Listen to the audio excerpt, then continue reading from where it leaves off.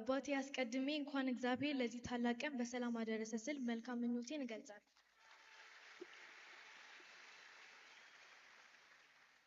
እንኳን እግዚአብሔር ረዳ። በመቀጠል በዚህ ቀን ጥቂት ነገር ስላንተ መናገር እፈልጋለሁ።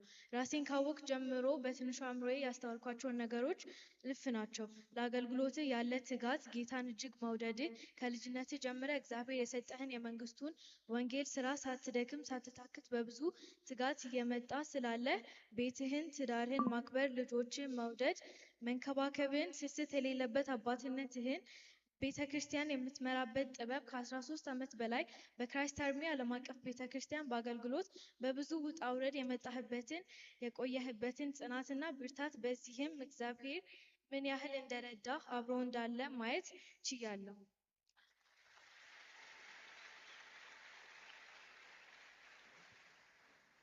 ለዚህም እግዚአብሔር እጅግ አድርጌ አመሰግናለሁ።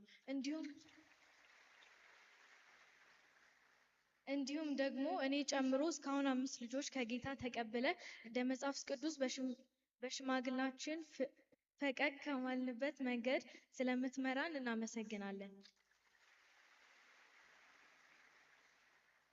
በዚህ ሁሉ ስታልፍ ስንፍና ሳይዝህ ከመድረክ አገልግሎት ባሻገር ለትውልድ የሚተርፍ ገናናው ኢየሱስ የተሰኘው መጽሐፍ ለትውልድ በማስቀመጥ የተሰማኝን ትልቅ ደስታ ለመግለጽ እወዳለሁ። አባቴ ዛሬ ደግሞ ላንተና ለኛ የደስታ ቀናችን ነው።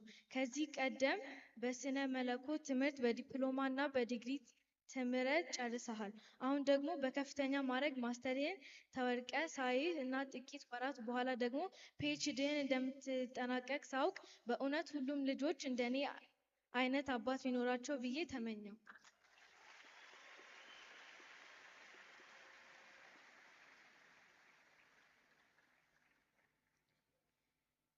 እግዚአብሔር ስላደረገልህ ነገር ሁሉ የተመሰገነ ይሁን። በቀሪው አገልግሎት ዘመን ደግሞ የምትወደውን እግዚአብሔር ከዚህ በላይ ማገልገል እንድትችል ጸጋው ይብዛልህ። መልካምን ሁሉ እመኝልሃለሁ። በድጋሚ እንኳን